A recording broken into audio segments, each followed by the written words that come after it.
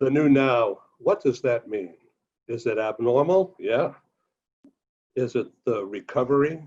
Is it taking the bridge over troubled waters? The new now means the new deal for all of us. How are we going to do business? How are we going to earn a living? How are we going to communicate better? How are we going to help our clients? The new now. One of our chief commentators is Robyn Hatcher. We're going to be joined by others. Let's say hello and welcome them. Coming from New York, Robyn Hatcher, who is a media expert, and we're going to introduce her now, and we're going to have a talk show with her, and you are all invited to ask questions. So, Robyn Hatcher, thank you very much for being with us right now, and I hope that you're able to stick around and participate in the give and take. Robyn, you have been on TV, you've been in front of the camera, you've been on stage over the years, and I happen to know this, so I'm informing the others and all who are listening. And now you're a professional media trainer and advisor. I'm going to read a couple of things here for everybody, just so you all know. RobynHatcher.com, that's ROBYN, Hatcher, HATCHER, RobynHatcher.com. You ought to go check it out. She's a speaker, a coach, and an author. She's a dynamic keynote speaker. It has been awarded leadership in women's e-news and some other things, which she'll get into. She transforms the careers of business leaders and those who are up and coming managers who strive to be leaders about media training. In other words, how to look better on Zoom, how to do better in-person interviews, and how to look great, or at least interesting. Robyn, tell us better than I just did what you do. Yeah, it's around media and communication in general, because and nowadays, media is how we communicate. And it's totally, there's so many different ways to go about it, but visually is still so important. It always has been, even when we were in face-to-face and we weren't like locked into these little squares, how you look sometimes can impact the way your message comes across. And one of my favorite quotes is Ralph Waldo Emerson, who says, "What you do speaks so loud, I cannot hear what you say. What you do speaks so loud, I cannot hear what you say." So what I do is I help people get rid of the things that they're doing that are getting in the way of being heard, because I think it's so important to be heard, and so much of this other stuff is getting in the way.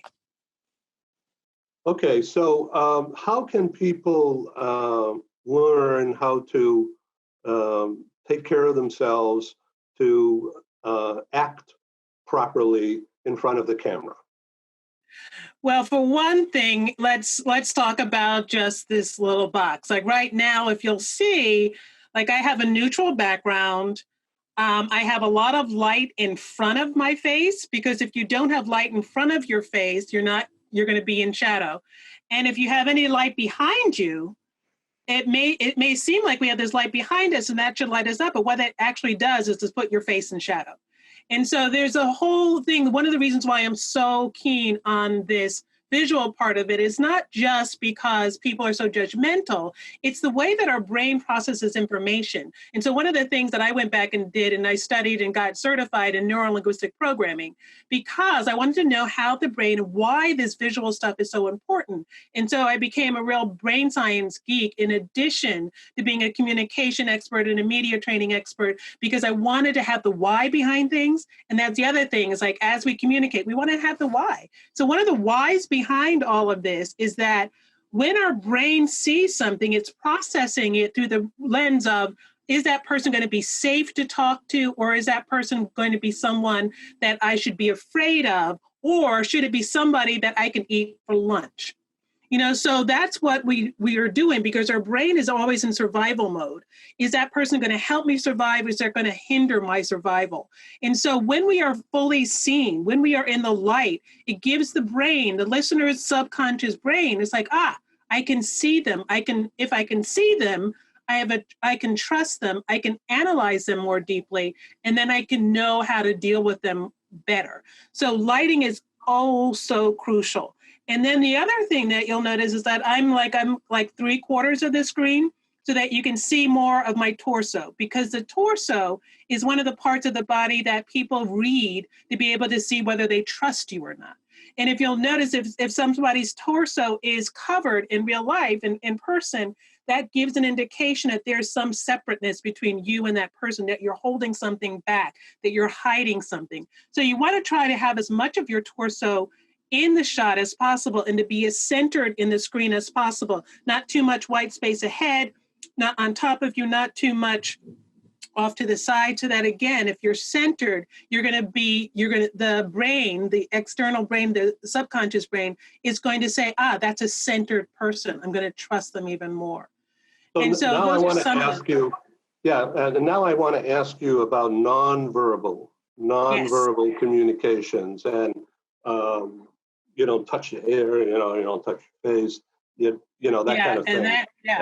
That totally goes back to what Emerson was saying, what you do, and so sometimes we have these little tics, that are either physical tics or vocal tics.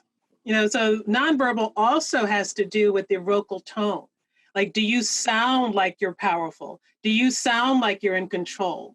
Are you having enough resonance with your voice? Are you doing those those likes, those knows that are getting in the way of us being heard? So nonverbals cover that as well. And gesturing, are you gesturing? Can we actually see what is being said? Can we see that you're enthusiastic? Can we hear in your voice that you're enthusiastic? Or do we hear that you're bored or boring or scared or nervous? Yeah. So it's a little nerve-wracking when you have to remember all this stuff. So so practice makes perfect, right? Yeah, and we all have to remember this stuff. It's like, I've been on camera for years. I've done countless television commercials. I've done countless radio things. And like my first couple of Zoom meetings at this pandemic, because the stakes are so much higher and there's so many people, it's like, I don't think I rocked them. It's like there were things that I was not doing well. And I'm like, because you're used to so much energy back and forth. And so it was a learning curve for me as well. So we all have stuff to learn, and practice does make practice makes perfect. Yeah. The other thing about being on Zoom is like eye contact, because then eye contact is so important. It's like, I have a setup where I have a webcam. So I have to remember that I want to look in the lens of the webcam, especially when you're making important presentations and talking to people. And our tendency is to like look down at our slides or look down at the people in front of us. And what that will do is it makes us look like we're looking down and not looking at the person. Like I was just doing that, so I know exactly what it is. So the thing is that when I put these on, I can see, but now I'm just focusing on this green dot up there. I know. So I don't. So I'm thinking that I'm not looking you in the eye when you're talking, but I know you don't see that. So I'm going to stare at this green dot for a minute. It's so unnatural, right? Yeah. Yeah. The funny thing is, like, go ahead. Well, I was going to ask you about not only the nonverbal communication when you're dealing, just think of an interview or when you're trying to sell somebody something. Yeah. It's like an interview. And so how you appear and what you say or what you don't say and how it comes across and how you can gesture positively and negatively. This is really incredibly important because that other person's going to remember that. And it is really risky. So the media training, and this is not a pitch for your business, but everybody needs to have this now because of the Zoom, Yeah. and Cisco and Yeah. LinkedIn Live. This is it, Yeah. And in real essential. life, in real life, 60 to 80% of your communication is nonverbal. That's all the visual and the vocal. 60 to 80%, no matter how much research is done, no matter how many tests, it's always between those numbers. It's never lower than that. And the other interesting thing is, again, in real life, but I'll talk to you about that later, someone has done research up to it takes 3 to 17 visits or encounters to undo a negative first impression. Wow. So just think about that. 3 to 17, it could take up to 17 encounters to undo a negative first impression. And what I like to call that is a moot point, because there are very few people that are going to give you 16 more times to impress them. They're going to just write it off.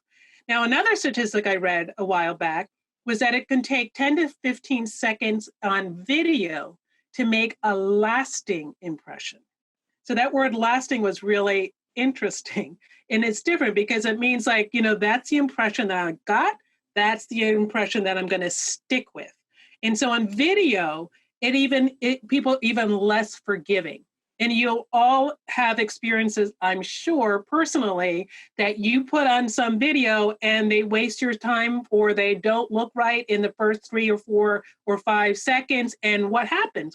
Boom, next. Yeah. And that is something that... Let me bring in Drew Phillips here. So Drew, you're in a marketing role with Sterling Lexicon Relocation. First of all, are you busy these days? Are there relocations actually going on? We're very busy, whether we're consulting on policy or,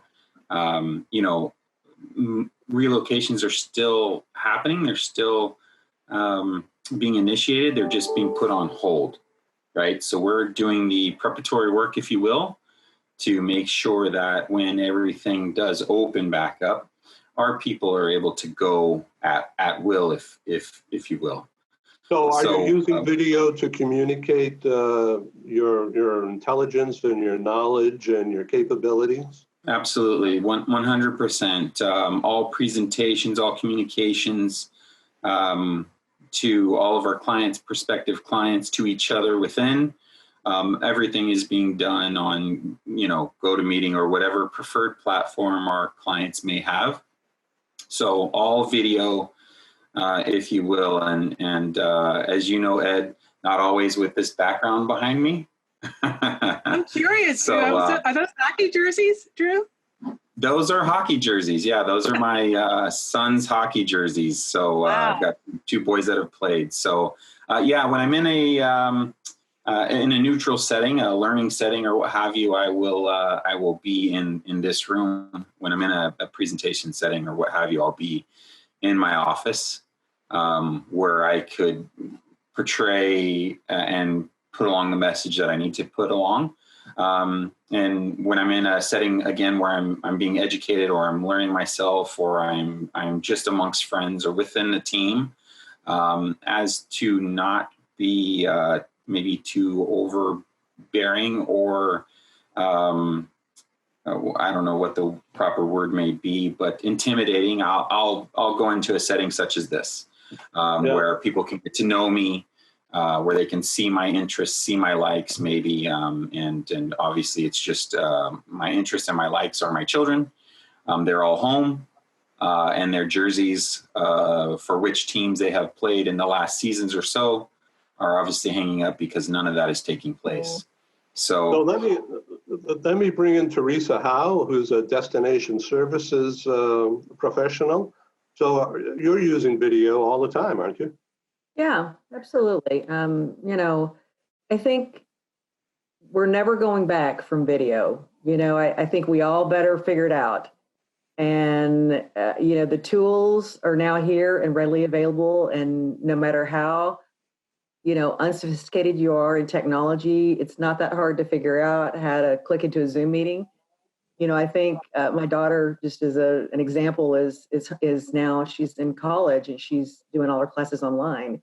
And, the first 2 weeks were painful because those professors couldn't figure it out, and now they've got it dialed in. They know how to do it. And they've, whether their TA helped them or not, but they've all figured it out. And now it goes like clockwork. And I, as we approach the fall, to see whether these children are all, whether they're little bitty or whether they're college age going back to class, I think you're going to see more and more, the kids are going to elect to maybe stay closer to home and just do video school if it's more affordable and if it makes more sense at this time. I think this is here to stay.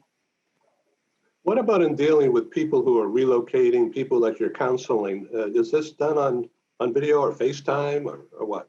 Yeah, a lot of the agents that I've been talking with, because particularly in a listing capacity, you can't, they don't want people in their house. And so what they're doing is before the agent actually takes the listing, they're going out and letting the homeowners actually doing a self-guided tour, a video tour of each room. Now, is it professional? No. Is it a little shaky? Yes. It's not great. But what it does is it lets the real estate agent get a sense of the interior of the home. So when they're trying to give them a value on what to list the property at, they can have a sense of the interior, because when you just look at comps and you just look at all the recent sales, that doesn't tell the story. If I was talking to an agent the other day and she said she has a potential listing with a transferee that's moving, and when they send them the video, they're hoarders. They're hoarders. And you can look at comps all day long, but when you're seeing what's really on the inside of that house, she had to have a really difficult dialogue with them about if they want to sell this house, they got a lot of work to do.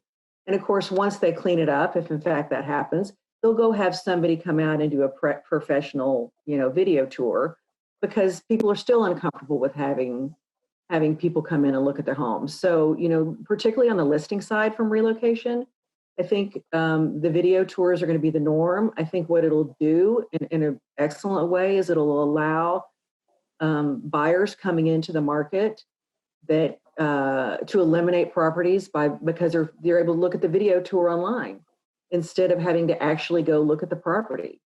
So they can take a look at the property that we don't want that one based on what we've seen on the video. And that saves the real estate agent a lot of time and the transferee. They don't have to drag around and look at 30 houses when they know that 10 of them are not what they want. Yeah. So Robyn, when people are being in an interview situation or question and answer, how do you coach people to be prepared to get a question that they didn't expect or that they don't really want to answer? Yeah. What's the media training? Because this is media training. Yeah, the good old-fashioned bridge technique, which politicians use to its detriment. But, there are good ways of bridging. It's like what I advise people to do, and I just job interviews, any kind of media training interviews, like you want to have at least 3 bullet points that you want to talk about, or with job interviews, at least 3 or 4 stories that are really illustrate who you are and what it is that you do well. And especially for media interviews, what it is that you really want to do well. So you have those 3 points down, and then you have the emotional hooks with all those points, like how you can really convey that information as fully and as clearly as possible. And so you have those hooks. Then you get a question that you may not want to answer. And what you do is you answer that question. You take about 2 seconds to answer that question. Or if you want to answer, it's like, oh, yeah, that's an interesting question. I feel like that is X. And why I feel like that is X is then you get into one of your 3 points. And then if it's something that you really don't want to answer, it's like, I understand where that question is coming from. And the way I look at this situation is, then you get into one of your 3 points. So you always want to have your greatest points ready to pivot or bridge to something away from something that you may not want to talk about and to something that is the core of what you want to share. Because what media people trip you up on is we're so conditioned, as soon as we hear a question, we're so conditioned to answer it right away. Like, you don't have to answer the question right away, and you don't have to answer the question as it was asked. And so the other things that you want to think about is when you get a question that is dicey or something that you don't want to answer, you want to take a pause and think about what's under the question. Because usually if it's a question that you don't want to answer, it's probably coming from some other place. Are they trying to elicit some fear technique? Are they trying to scandalize you? Or they're trying to do this? So you want to find out what's underneath the question. And then one of the things you can do is then, are you asking me if I am losing money here? So you ask them what is under the question and get right at it. Or then you answer what you perceive is the real question. So if you're wondering whether I can afford childcare, I have never lost a day's work by having to take care of my children. Like, if this was their job interview. So one of the things that you can do is you can preempt whatever they're trying to trap you in, answer that question, or ask them if this is the question that they're really trying to ask. And you don't need to do it hostily. So the bridge idea. Yeah. So just review a little bit some techniques, like, give me one, maybe two, bridge slogans or thought processes, so, you're not going to duck, you're going to mentally prepare yourself that if you get a tough question or something you're uncomfortable with, you don't look away, you look, because you're on camera. Technically, yeah. Right. So the most technical thing you want to do is take a deep breath. So somebody gives you a bridge question, and before you even go any interview at all, you want to take 3 deep breaths, because there's something called the vagus nerve, which is this huge nerve that goes from your top of your head to the tip of your toes. And that is responsible for your energy, for your nerves and your stress hormones. And so when you take a deep breath, you start to relax all of those nerve endings that are trying to stress out. So you take 3 deep breaths before any interview, first of all. Then you get hit with this question, and you keep your eye contact, you take a deep breath, and you might have one of those techniques of, interesting question. Give me a few moments to think about that. And those are some of those techniques that you can have. Or you can say, I'm curious as to why you're asking that. If it's one of those interviews that is like kind of confrontational, that's okay. I'm curious as to what your intent is behind it, or why you're asking that. Yeah. Or just taking a deep breath and then saying, let me think about that for a moment. Give me a couple of seconds. Nobody says you have to answer the question right away. It's like, there are no laws. This is like, we're human beings. I don't have to answer it right now. So the thing is like, I can get around it that way. Is that what your question was? Yeah. And then you can paraphrase. So you're asking, so Ed, you're asking me how to and while you're doing that, you can be thinking, you're pulling out your other questions. So Ed, what I'm hearing you ask me is, are there any tricks of how to bridge? Okay, so any tricks to how to bridge? All right. And then by then you've calmed down because you've put the question back to them, and then you could come up with one of your 3 points. So I thank you for that. And so we're going to ask for comments or questions from Teresa as well as Drew. But I wanted to ask you about elevator pitch kind of thing. In other words, you got, 10 seconds to get your point across without a needless long response because you're not sure. So how do you trick your mind, or how do you trick the person, or how do you prepare yourself to think of what you want to say in like 10 words or less? Well, you should be prepared with that before you even go into any interview or any kind of situation.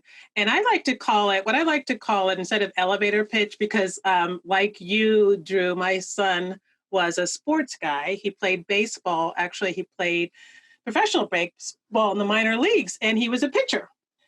So I think about it, it's like my son, when he was at his best, was pitching 91, 92 miles an hour. Nobody wants that ball thrown at you. And so, so why are we using something called pitch when we're trying to share our information? You know, because again, it's got this connotation. It's got that used car salesman connotation. It's got like the throwing connotation.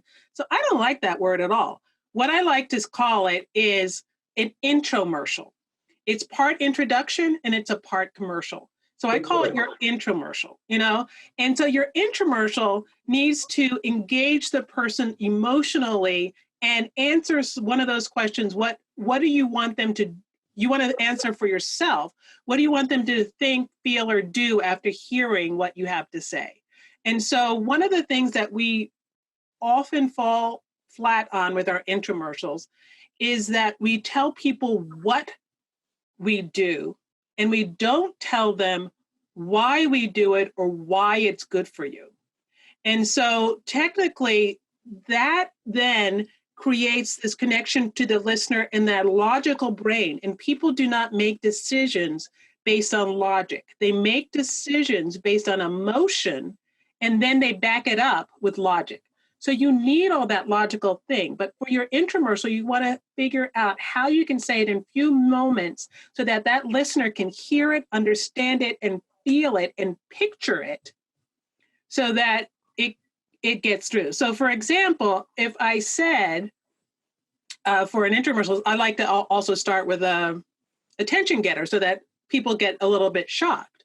So my attention getter could be two of the things I already talked to you today about, which I could say, do you know it could take up to 17 visits to undo a negative first impression? What you've just done is you've created this emotional reaction in your listener. And it's like, oh, that sucks.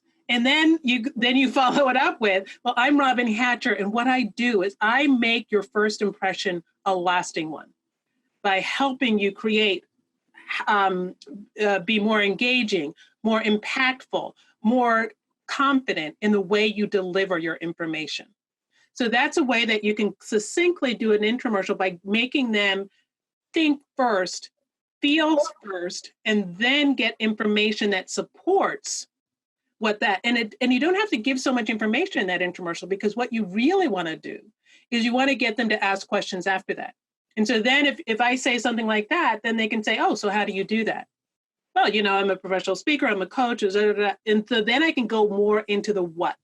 But what you really want to do with your intramural is get them emotionally engaged into the why it's good for them, and maybe why you do what you do. Okay, Drew, so does this make sense to you? Yeah, absolutely. I was just thinking about my intromercial as Robyn was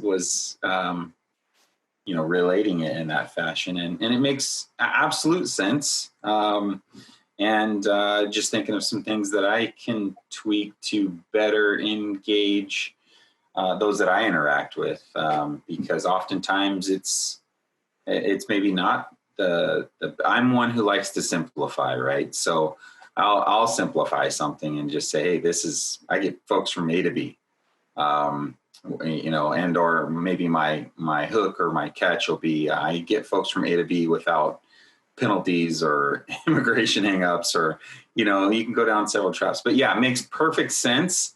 I was taking notes, sorry. Because I think it's great. It's good advice and well taken here on this side for sure. Right. Okay, Teresa, what do you think? So she's spot on, man. I tell you. So as somebody that started a company in January, I had to try to figure out as a consultant how I was going to kind of reach the right audience. And I read this book. It's called Obviously Awesome. It's about positioning, and it's about how do you position yourself so what you have to do is try to solve somebody's problem. Like sometimes people don't even know what their problem is, and you have to tell them how you can fix their problem that they may not even know they have. Right. So, one of the things I like to do is really focus on, not fear tactics, but just reality. Like, look, if you're not focusing on this right now, it's going to be very challenging to move into the future. sometimes, I think particularly that my client base is relocation management companies and brokers. They get very comfortable in kind of where they are and what they're doing. And sometimes you have to take them by the shoulders and shake them a little bit to make sure they see where their challenges are. And maybe they don't have the challenge today, but if they don't make changes and they don't look at expanding their business lines and, bringing in new sources of company generated business, they're going to have problems in the future. So, I think that the thing that I try to do is really focus on how can I let them know what I can do to help them solve their problem that they may not even realize they have. Yeah. Yeah, that's so true, because most people, like, we know what they need, but people don't buy what they need. Right. Right. They buy what they think they want or what they think they need. And then, like, something just occurred to me was Teresa was talking, like, yeah, we don't want to always use fear tactics. Sometimes they're helpful. And another way of getting around a fear tactic, if people really don't want to do that, is to go into the imagine tactic. So then what you do is you take their fear and turn it into fantasy, or their imagination or their desire. So it's like, imagine you showed up in your new country and you had the perfect place to live. Imagine there was no obstacle, there was no this, there was no that. And what that does is, like, from the brain science standpoint, it puts in their mind this beautiful, perfect thing. And it's like, yeah, I want to get there. I want to get there. How do I get there? And so those are two ways that you can work on it too, which is a great tactic as well. I like to kind of use the what if tactic. Yeah, exactly. What if you didn't have to worry about, where your next transaction was coming on, from? It's like the old what if. Yeah. They don't want to go to the what if place because they just don't think about it. Yeah. Yeah, exactly. That's a great way of doing it. Robyn, I want to transition a little bit and get back to you. When you were on Good Morning America, you were talking about the Me Too movement at the height of all that excitement. Yeah. So can you relate back to that? Because you're on national TV and everybody's looking at you, and it's a difficult topic. So relate some of that experience, because you're a professional and yet we're not professionals, and there you are right in the crucible. And so how'd you handle that kind of pressure? It was really interesting. What I learned about myself is like, I kept taking the advice that I'm giving you. It's like, okay, here are the ideas that I want to get across here. Like, I thought about that before I showed up. And then, like, the moment before I showed up, I'm like, I don't think I did enough research. I don't really know what I'm talking about. I don't know what I'm going to say. I don't know. It's like all of that was going through my head. And so then the camera started rolling, and I realized that it's a topic that I care deeply about. And so I didn't have all of this wealth. I felt like I didn't have all of this stuff that I had remembered or memorized. But it was miraculous how, by just calming, and one of the things that I focused on the most was just breathing and staying calm. And what happens when you do that is that your natural instinct and your knowledge just bubbles forth. And so I was being asked questions, or I was in a conversation, and all of a sudden this topic would come up and I would know what to talk about, and I would know exactly how to, and I just had to trust, and that's part of the problem. And that's part of the thing that I help people to do, is get confident enough in the fact that, because we mostly know, I mean, I love this, or I think it was Samuel Johnson quote that I heard once. It's like, people don't need to be taught, they need to be reminded, and so the thing is, it's like, we know so much and we feel so much, but what happens is we get in the way of us letting that out. And so what I was able to do is, by relaxing and by trusting myself, I was able to answer the questions very thoughtfully and very succinctly. I shocked myself, really. Yeah. So when the camera is right on you, so was it a robotic camera, or was there some camera person behind? There were camera people. Yeah, they were definitely camera people, and we were in a panel. There were several of us, and what I tell people when they go on stage is the same as I tell people when they go on camera. It's not about you. It's not about how you look. It's not about how you sound. It's about the people that you're talking to and the people that you're giving to. And so that's the trick behind using the camera or communicating anything. And that's, I feel like, what relaxed me somewhat. And that's what I give when people say, I'm so nervous. What I tell them to do is turn the camera lens around. It's not on you, it's on them. And what do you want to give? What do you want to share? And nowadays, when we're on virtual, it gets a little trickier because, and that's why using a webcam and having your image go through a camera is actually helpful if you use it correctly. Because what happens is we see ourselves and then we're pushed back into this, oh, there's fear. But if you're looking at the camera, and I had this thought recently too, because we just had a hard wire because the Wi-Fi is so crazy in this world because everybody's on. I live in a big high rise. And so we got a 50-foot Ethernet cable that has to be connected to the router. And so now I was on a webinar, we're talking about this, and I started thinking, it's like everything I do, everything I say has to go through this little camera and through this 50-foot cord to somebody else's computer. That's a lot of energy. And so that's where, if you think about giving all of that information through the lens and through the cord and through into the other person's computer, you don't have time to worry about how you look. It's like all you're doing is like focusing on how you can help somebody. And I feel like we're all in this, mostly if we're on camera, if we're working towards something, we want to help people, we want to save people's lives, we want to save people time, money, whatever. And so if you concentrate on that, then that message is going through and you're not so uptight and nervous. Good point. So that's really practical, live experience. And I thank you so much for sharing that information. So Teresa, where do you go from here? Are people going to be moving into California again? We get the best weather ever. So yes, they will. Yeah. It's this too shall pass. We don't know when. And, California's faced its challenges throughout the years based on, right, perspective, not exactly tax friendly to corporations. And the cost of living obviously is very high, but the allure of California is still there. And, people will still come. And, I think what we're going to see a little bit, and, this may or may not prove true, but I think people may reevaluate now that they're spending so much time in their home, if this is the right home for them.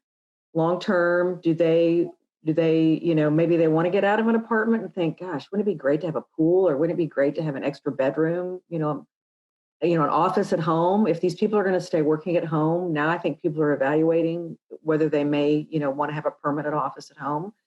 So I think, long term, when people start to evaluate their housing, they're going to really think about, remember the time we didn't leave our house for, 60 days.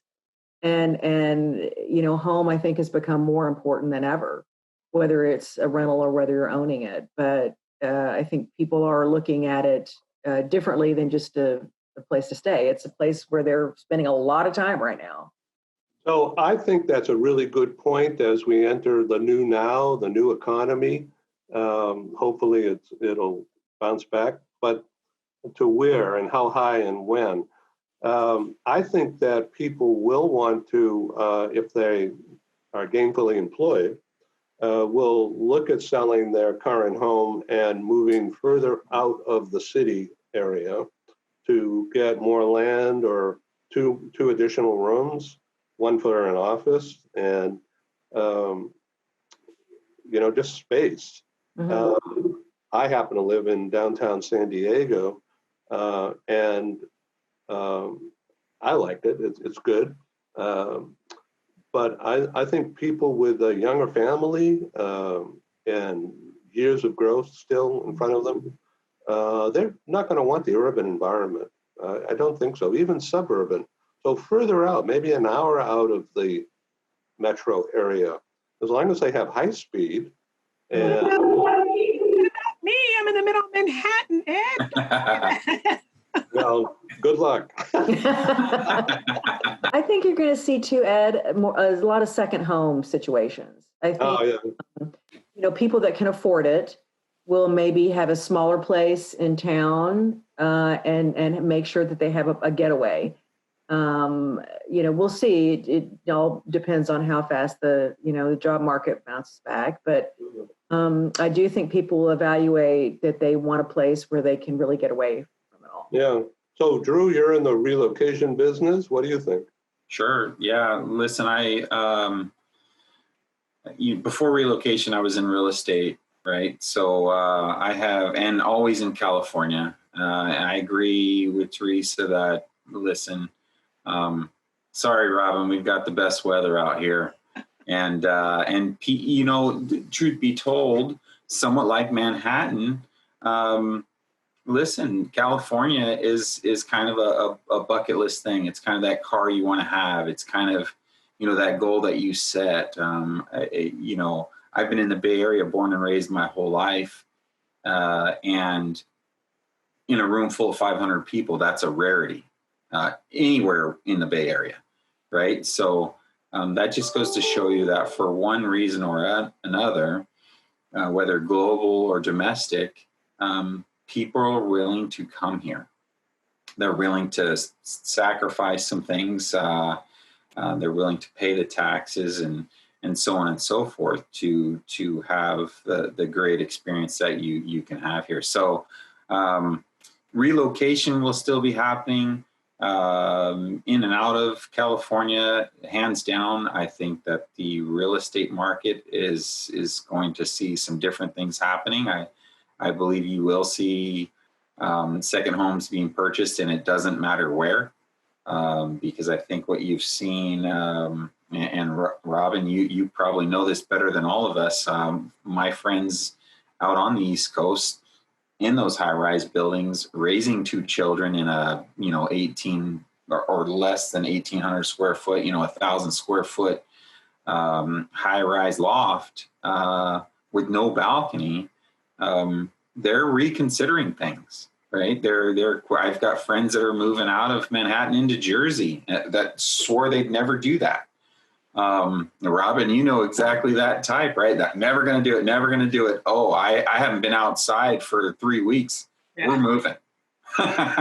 So, I think we'll probably see a little bit of a struggle, which I hate to admit and I hate to even think about, but it's going to be there due to just the loss or lack of work for the last 2 or 3 months. Things will drastically change, but we've been a family that, due to moving our kids about, we've got a couple of places where we've been able to escape to and hunker down, and that has been probably that has been a mental health blessing during this pandemic, is to be able to go somewhere else and see another set of four walls and be with your people. So I think that those who can, having gone through this, will. They'll afford themselves that escape and that getaway to be able to recharge, to be able to be closer to their people, their family, their friends, or just even a different environment. Ed, we all live in phenomenal areas, all of us here on the screen. And I guarantee you, at some point in time, this last 3 months, you've said, I want to get out of here. Yeah. I want to be somewhere else, not here. So I think due to that, and that in and of itself, doesn't matter how hard these times go, people are going to look to get something different, another option. So yeah, thank you, Drew. So Drew, how can people get in touch with you? What's your email? Yeah, sure. It's drew.phillips@sterlinglexicon.com. Happy to answer any questions. Yeah. Okay, Teresa, what's your email? It's Teresa, Teresa, @teresahowe.com. It's HOWE. Okay, Robyn. The website too at teresahowe.com for all the info. Yeah, that's great. So she has written a couple of articles which we published in our newsroom. It's all about what's relocation? What's a relocation director do? And Nobody knows. well, you're a first responder when it comes to relocation. Agreed. Yeah, that's true. Right. So in this age of media and Zoom and whatever, Robyn Hatcher, you are a first responder. So it's ROBYN HATCHER, robynhatcher.com. And I really thank you for your wisdom and your insight, very practical. And I really appreciate you being on Global TV. Thank you, Teresa. Yeah. Thank you, Drew. We've been doing some business things together for a year or two. And let's do more of this. Of course. Happy to be here. Thanks for the invite, Robyn. Very nice to meet you. Yes, you too. Thank you for your time. Thank you. Okay, well, thank you all. This is Ed in San Diego signing off, Global TV. Thank you. Bye. Thank you. Bye.